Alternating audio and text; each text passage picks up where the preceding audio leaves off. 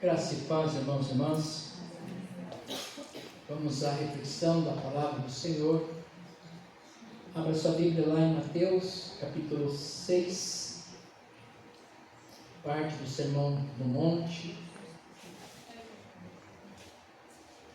Nessa última parte do capítulo 6, vou fazer a leitura a partir do verso 25, Mateus 6, 25 a 34. A ansiosa solicitude pela vida.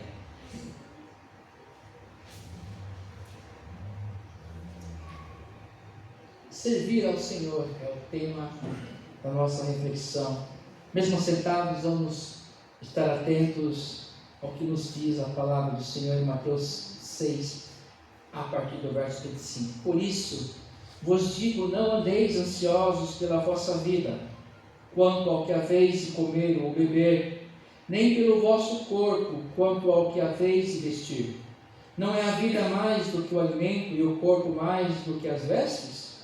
Observai as aves do céu, não semeiam, não colhem, nem ajuntam em celeiros, contudo o vosso Pai Celeste a sustenta. Porventura não valeis vós muito mais do que as aves? Qual de vós, por ansioso que esteja, pode acrescentar um côvado ao curso da sua vida? E por que andais ansiosos quanto ao vestuário? Considerai como crescem os lírios do campo, eles não trabalham nem fiam. Eu, contudo, vos afirmo que nem Salomão, em toda a sua glória, se vestiu como qualquer deles. Ora, se Deus veste assim a erva do campo, que hoje existe e amanhã é levada ao forno, quanto mais a vós outros, homens de pequena fé? Portanto, não vos inquieteis, dizendo: que comeremos, que beberemos, ou com que nos vestiremos? Porque os gentios é que procuram todas estas coisas, pois vosso Pai Celeste sabe que necessitais de todas elas. Buscai, pois, em primeiro lugar o seu reino e a sua justiça, e todas estas coisas vos serão acrescentadas. Portanto, não vos inquieteis com o dia de amanhã, pois o amanhã trará os seus cuidados. Basta ao dia o seu próprio mal. Amém. Feche os olhos. Louvado seja o teu nome, Jesus querido, Santo, Santo, Deus Todo-Poderoso, que nos reuniu neste santuário para juntos refletirmos a luz da tua excelsa palavra. Que teu Espírito Santo nos alimente, nos toque, nos instrua, nos edifique para o louvor do teu nome, Senhor. Fala conosco, alimenta-nos nas nossas necessidades. Que os nossos desejos sejam ordenados pelo hálito do teu Espírito Santo a cumprirmos os teus santos propósitos. Nós oramos agradecidos no teu nome, Jesus, nosso pastor amado. Amém. É um texto muito conhecido, maravilhoso, do Sermão do Monte, o sermão mais famoso de todos os tempos. E vamos refletir um pouquinho sobre a luz do que ele nos fala. Queridos, o que hoje julgamos como a coisa mais importante na vida? O que hoje você julga como a coisa mais importante da sua vida? Pare e pense, e com seriedade comece a pensar sobre isso. No ritmo do nosso hoje, do nosso tempo, do nosso agora, o carnaval, muitos, a maioria, pensam em se divertir, extravasar, né? Nós não podemos esquecer que a quarta-feira de cinzas está aí também, que é quando a gente para, dá um freio, depois chega de bagunça, de diversão. E aí nós voltamos à rotina da nossa vida, né? Você sabe a origem do carnaval? Já teve a curiosidade? Existem várias vertentes, mas historicamente, grosso modo, começa antes do cristianismo. Diz que o homem sempre tem um momento de extravasar, jogar as neuras para fora e ser aquilo que ele gostaria de ser de fato, deixar as máscaras de lado e assumir a sua identidade. Isso antes do cristianismo. Só que nós, como país colonizado, na Europa, trouxeram esse costume para cá. E na Europa, especialmente na Itália, era quando as pessoas saíam das suas casas, iam para as ruas jogar porcarias nos outros. Porcarias, alimentos podres, líquidos podres, mal cheirosos, ovo podre, tomate podre, se imaginar. Então, o início era isso, extravasar, mas sempre com atos de falta de respeito com o outro. As pessoas nas suas casas, as elites, ficavam nas portas jogando coisas nas pessoas que saíam nas ruas.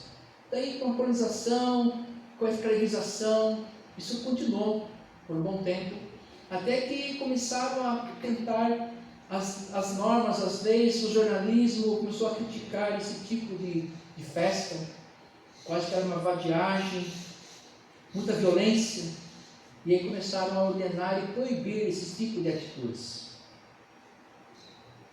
E aí começaram a mudar o que lançavam.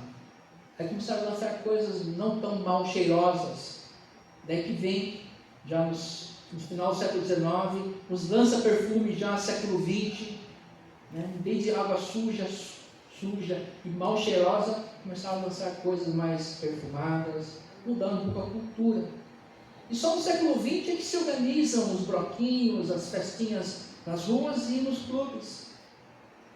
Alguns clubes ainda permaneceram com esse mau costume de coisas para sujar o outro, deixar o outro mal cheiroso e assim por diante, mas com o tempo mudou-se a cultura. Volto a dizer, só no século XX, a partir da década de 30 especialmente, começaram a se organizar os blocos e depois, um pouco mais tarde, eleger um lugar para que esses blocos passassem, depois as escolas de samba. E hoje o carnaval virou um grande negócio.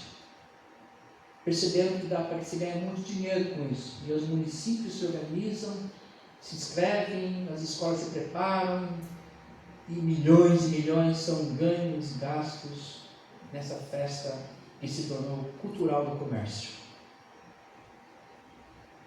Mas sempre um momento. E o momento sempre foi próximo aí, final, o início da primavera, né, onde começam outras coisas, e aí a igreja romana se apropriou também desses eventos, dessa data, e aí começa a quaresma, a partir da quarta-feira de cinza. Então a igreja usou também dessas coisas que acontecem na sociedade e se apropriou por conta do seu poder também e de alcance. Então, o carnaval, depois começa a quaresma, que é um tempo de purificação. Se pega o sujo, o mal da sociedade e tenta travesti-lo com uma boa finalidade. Eu gosto de pensar que o inimigo das nossas almas ele é perspicaz, super inteligente. E que nós não podemos brincar com isso. Ele está na origem. Ele está anos, milhares de anos na nossa frente. E às vezes achamos que não tem nada demais. Nos divertimos. E alguns bloquinhos até evangélicos aí no meio dessa bagunça toda, com boas intenções. Enfim, nós não pensamos muito em coisas sérias, relevantes. Mas a nossa vida é uma coisa muito séria. Não tem coisa mais séria, mais importante do que a nossa vida, o nosso presente e o nosso futuro. Por isso nós precisamos entender, pensar e refletir naquilo que nós vivemos no nosso hoje. E a primeira pergunta que eu faço já para você, aliás a segunda, como estamos vivendo hoje? Como é que estamos enxergando, fazendo a leitura do nosso tempo? Será que estão vivendo assim, dissolutamente, de qualquer jeito? Achando que tudo certo, está tudo bem? Certa vez Jesus advertiu seriamente um homem que vivia como se não houvesse amanhã. Como diz a canção. Comamos e bebamos, porque amanhã morreremos e tal, celeiros cheios. E Jesus fala para ele: ó, louco, esta noite te pedirão a sua alma. O que você tem tesourado para a sua vida depois dessa? O que tem chamado de atenção? O que nós temos entesourado para o nosso hoje e o nosso amanhã? Ou será só riquezas? Lá em Evangelho de Lucas 12, 20, louco, esta noite te pedirão alma. A gente não tem essa noção. Essa semana foi uma semana bastante tribulada, né? Muitos irmãos doentes, enfermos, internados, cirurgia, gente com Covid de novo. A gente não tem noção, nós não temos assim o controle do nosso tempo, do nosso hoje, do nosso amanhã. E é por isso que nós precisamos sempre ser levados a pensar com seriedade, porque não existe coisa mais séria do que a nossa vida. Não tem. Então, para a gente fazer de conta que está tudo certo e nada de novo vai acontecer, que tipo de vida devemos viver? Que tipo de vida queremos viver? Eu fico pensando, enquanto igreja que nós somos hoje, que tipo de vida eu quero ter diante do Evangelho, do doce Evangelho de Cristo? Que tipo de vida eu quero ter? Sabendo que o Senhor tem a sua palavra, a sua doce palavra, os seus mandamentos, os seus ensinamentos, e que nos apontam para o céu, e suas palavras, seus ensinamentos que nos levam ao arrependimento. Louco, cuidado, se arrependa dos seus pecados e pense que hoje pode pedir a sua alma. E nós vivemos num mundo hedonista que só pensa em se divertir, em bagunçar, em extravasar, usar suas verdadeiras máscaras. E não querem pensar naquilo que Jesus veio fazer, que largou tudo e se vestiu como homem, para nos mostrar o caminho. E ele disse bem claro assim: olha, o mundo jaz maligno, tudo que está posto aqui leva à perdição.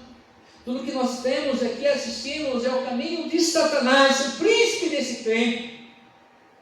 Mas se você quer ver após mim, negue-se a si mesmo, tome a sua cruz e siga-me. E aí eu pergunto de novo: que tipo de vida você quer levar? A partir da palavra de Cristo, a partir dessa nova vida que Ele nos propõe para uma nova história, a partir do encontro com a verdadeira verdade, a dilacerante verdade de Cristo. Que tipo de vida nós queremos ter quando nós nos deparamos com a verdade de Jesus Cristo? Que fala assim: eu sou o caminho, a verdade e a vida, ninguém vai ao céu, ninguém vai ao Pai senão por mim, Cristo. Então não tem Buda, não tem Hare Krishna, não tem Espiritismo, não tem nada que nos leve a Cristo, ao céu, a não ser Cristo e seu Evangelho. Aquele que crê será salvo, quem não crê em Jesus já está condenado. Palavra de Jesus, palavras do Filho de Deus encarnado. Ele se encarnou para nos mostrar o caminho, pegar-nos pelas mãos e nos falar assim: filho, eu te amo, eu amei o mundo de tal maneira que teve o Filho unigênito, para que todo aquele que nele crê não pereça. Nós temos o mundo perecendo, em si mesmados, perecendo, morrendo, matando e morrendo. Porque ainda continuamos virando as costas para Jesus, o autor da nossa vida, autor da nossa fé e salvação. Que tipo de vida queremos viver a partir do Evangelho de Cristo, que nos chama ao arrependimento, que nos chama para uma nova história, não uma história antiga, ladainha de filosofias vãs, que nos arremessa para esse mundo mau ainda, que jaz no maligno, que vislumbra a economia.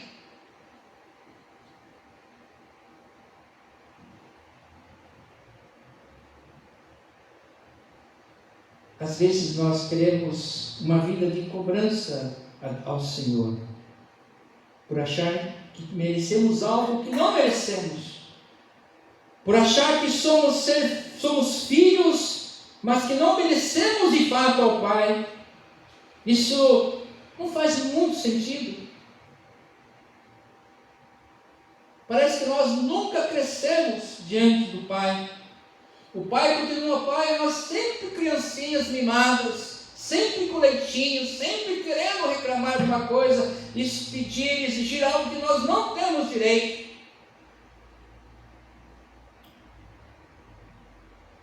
Existem, queridos, 3 coisas que precisamos fazer para o êxito da nossa vida e sermos de fato abençoados. 3 coisas. Presta atenção. A primeira coisa é que devemos orar com propósito e constância, perseverança. Nós somos muito fracos nisso. Falar em oração é um tédio, pastor. Orar de novo, eu gosto de orar é um tédio, eu não aguento isso, pastor. Então, por isso nossa vida não muda, porque é o momento que nós conversamos com Deus, com o Pai, o Criador dos céus e da terra. O santo de Israel, o santo do seu povo. Então nós precisamos aprender a orar, que nem sabemos, e orar com propósito e perseverança. É por isso que os discípulos do Senhor nos ensinam a orar. Como que é isso? E aí o Senhor deixou lá aquela oração básica: Pai nosso que estás no céu. Pai nosso, Pai de todos, não é só meu não. Santificado seja o teu nome, olhando para Deus que é santo. Venha a nós o teu reino, não o nosso reino. Seja feita a tua vontade, não a nossa vontade. Porque a nossa vontade está exposta no nosso tempo, na nossa sociedade. E é só besteira, morte, tristeza, separações. Essa é a vontade do homem. A vontade dele é assim na terra como nos céus.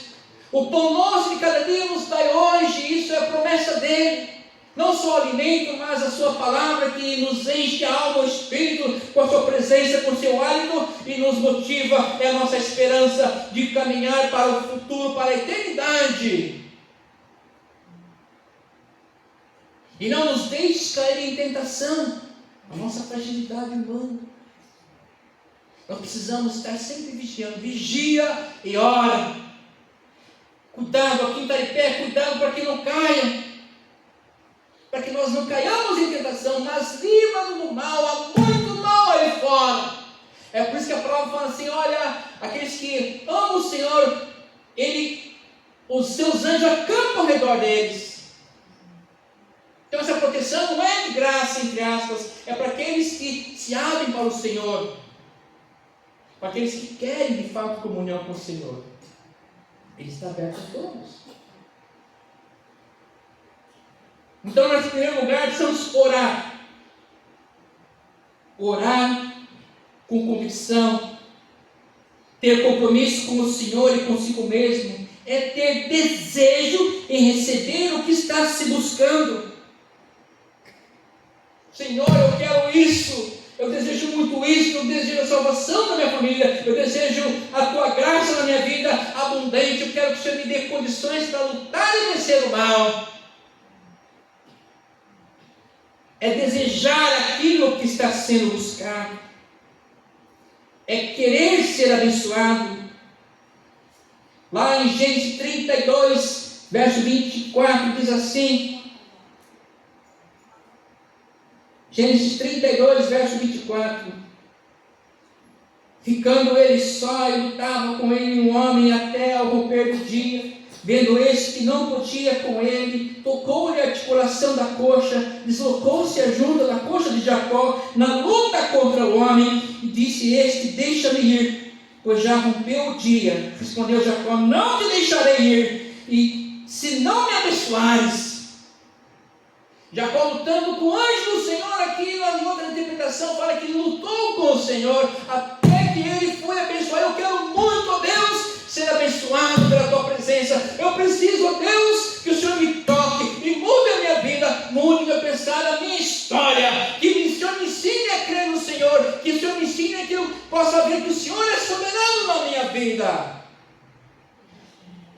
Creia que o Senhor vai fazer algo especial, e Ele vai fazer, sabendo que Ele é soberano. E em Lucas ainda, capítulo 18, nós temos a experiência do juiz iníquo.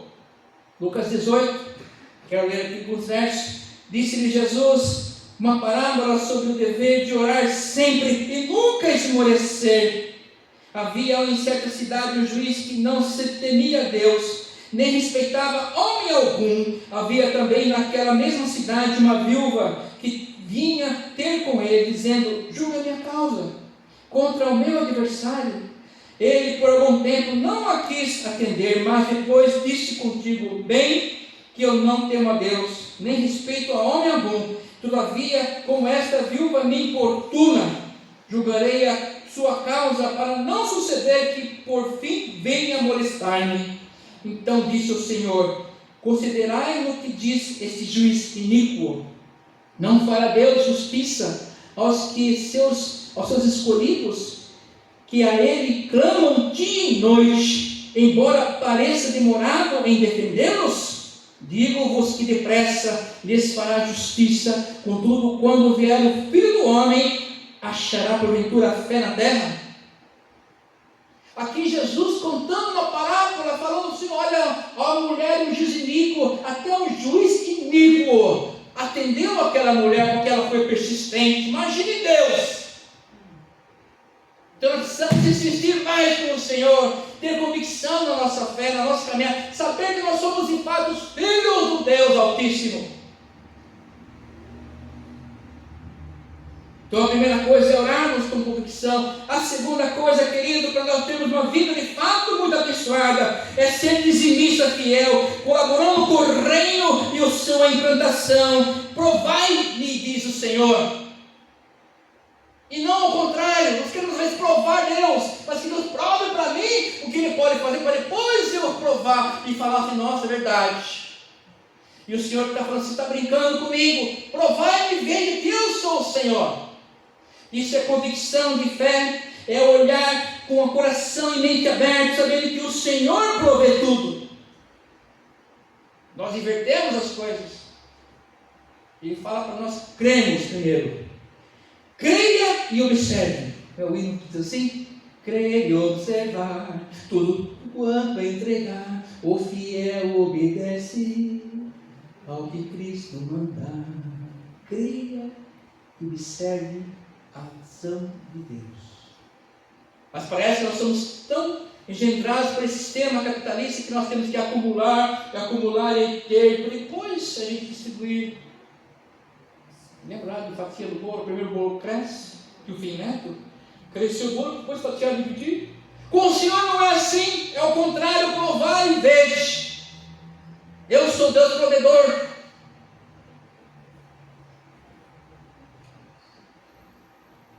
E a terceira coisa, para que nós possamos ter uma vida exitosa diante do Senhor e de fato abençoada, é ser liberal na ação e na realização da obra do Senhor. O que isso quer dizer, pastor? Você seja efetivo na obra de Deus. Bote a mão no arado e vamos em frente, participando de todas as ações da sua igreja, da vida dos seus irmãos, na integralidade do seu cotidiano. A gente acha que às vezes as coisas têm que acontecer, porque alguém vai fazer, e ninguém quer fazer nada, porque alguém vai fazer. A menininha fica choramingando, só reclamando. É aquele desempregado que fica em casa louvando a Deus com o seu violãozinho lá e não sai para procurar emprego, entregar currículos. Fala a Deus. Não, porque eu estou orando, Deus vai mandar alguém, vai mandar uma mensagem para mim, um WhatsApp, que eu vim aqui, estou precisando de você.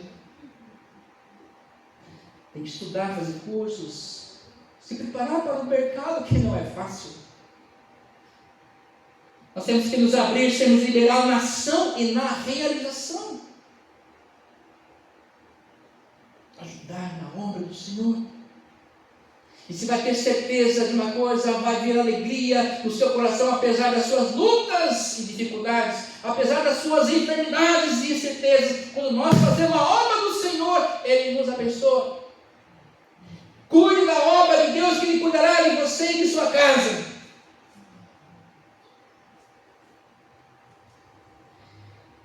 Então aqui ele tem três coisas para que de fato nós tenhamos uma vida de realizações, de êxito, e sermos muito abençoados. Orar com propósito, ser dizimista fiel, sabendo que nós temos que provar das belezas de Deus, de que Ele provê tudo, e ter um coração liberal, e realizar as coisas que eu tenho que fazer na obra dele, e é participar ativamente na comunhão da igreja.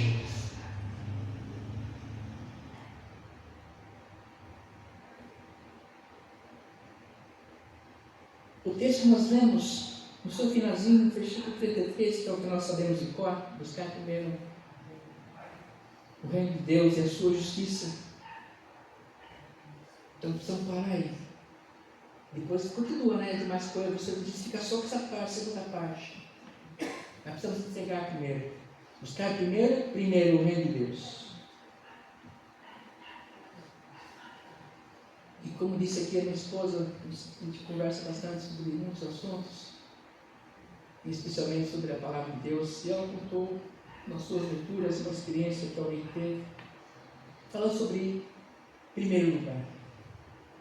Ela contou uma ilustração que eu achei interessante, que quero compartilhar com vocês. O que é esse negócio de pastor de primeiro lugar? Buscar em primeiro lugar o reino de Deus e a sua justiça. E aí eu gostei da ilustração, que é um bolo. Aí no aniversário, você partiu o bolo. Primeiro pedaço para quem? Para a pessoa mais importante, geralmente para o esposo, para a esposa, para o namorado, para a mãe, para o pai, senão já viu, né? Porque uma casa cai, né? Primeiro pedaço para quem? Se você não der esse primeiro pedaço para a pessoa mais importante para você, ou aquela expectativa que gerou na pessoa que deve ser a pessoa mais importante para você, e você fizer der para outro alguém, depois você pode dar o bolo inteiro para a pessoa e não vai fazer o mesmo efeito.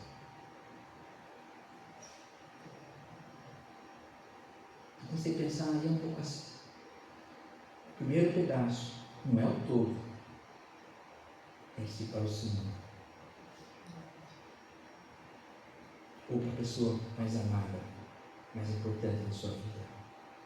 Porque você pode dar o resto do bolo inteiro para ela depois, que não vai sentir a diferença. Primeiro pedaço. Buscar o reino dos céus em primeiro lugar. E depois tem um bolo inteiro para você curtir. Você tem um bolo inteiro para você fazer mais coisas. Mas a primeira fatia é para o Senhor do seu reino e a sua justiça.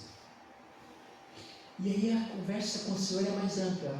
Quando ele fala de sua justiça, é fazer o bem, é amar o próximo, são os projetos sociais, é a ação da igreja, é a mão da igreja que é atuante, a nossa mão, a justiça de Deus que acontece na nossa ação. Por isso que a terceira coisa que eu falei aqui é sermos liberal na ação e na realização enquanto igreja que nós somos, se nós quisermos ser abençoados. É fazer tudo aquilo, é para a obra de Deus, vamos em frente. Não tratemos as coisas do reino de Deus como uma escala que eu tenho que seguir. Isso é muito pequeno, muito baixo, muito humano. Mas com o coração, fazer as coisas com o coração, como se ao Senhor fazendo. E aí seremos abençoados com a alegria da sua presença. Seremos abraçados, seremos tocados, curados, impulsionados, motivados. Nós não temos controle de nada na nossa vida. Mas uma coisa podemos fazer: cortar a primeira fatia do bolo e oferecer ao Senhor. E o mais Ele fará. Entrega o teu caminho ao Senhor. Entrega, confia, e o mais Ele fará. É Deus falando conosco no Antigo e Novo Testamentos a mesma voz. Deus não é incoerente.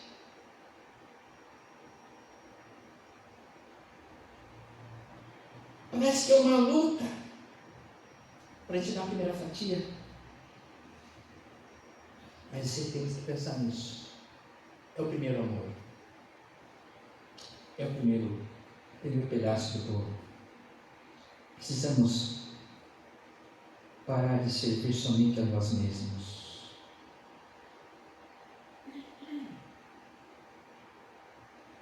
E vivendo a cada dia dissolutamente, acumulando. E pensar que o que mais importa é a nossa vida. E estamos cada vez mais ansiosos por tudo. E a palavra vem e nos orienta. Nós valemos muito mais que qualquer erva do campo e qualquer ave. Muito mais. Porque Ele não há de dar aquilo que nós precisamos.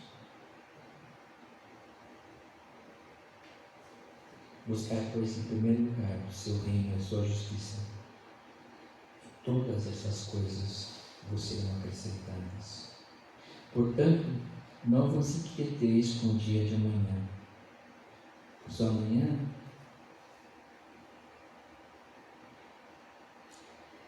trará os seus cuidados. Que tipo de vida nós queremos viver? Uma vida como os ímpios, que buscam essas coisas primeiro? Porque os gentios é que procuram todas essas coisas. O vosso Pai Celeste sabe do que nós precisamos. Eu só quero enfatizar mais uma coisa. O que tem em nosso coração hoje que a gente acha que está demorando? Eu fiz essa pergunta no ano passado. Porque nós achamos que está demorando muito. Aí eu volto a falar para você que olhe com propósito e constância, perseverança. Tenha compromisso consigo, com o Senhor. E tenha desejo de receber. Comece a pensar já, a analisar, sonhar com aquilo acontecendo. Comece a projetar aquilo já você vivenciando. Quem sabe não é Deus te dando essa revelação espiritual, tão espiritual, que é coisa natural para a vida da igreja. É assim que o Senhor sempre fez com os seus servos, que sempre se revelaram. Comecemos então a agir com mais fé, convicção, perseverança e sempre pensando que vida nós queremos viver. Que vida nós temos vivido diante de um Deus que continua mesmo, amoroso e nos chamando para junto de si, para o seu afeto, para o seu abraço, para as suas bênçãos. Que Deus nos abençoe. Vamos louvar a Deus com 1, 2, 3, 4. Chuvas e bênçãos. Fiquemos em pé e com alegria louvemos a Deus.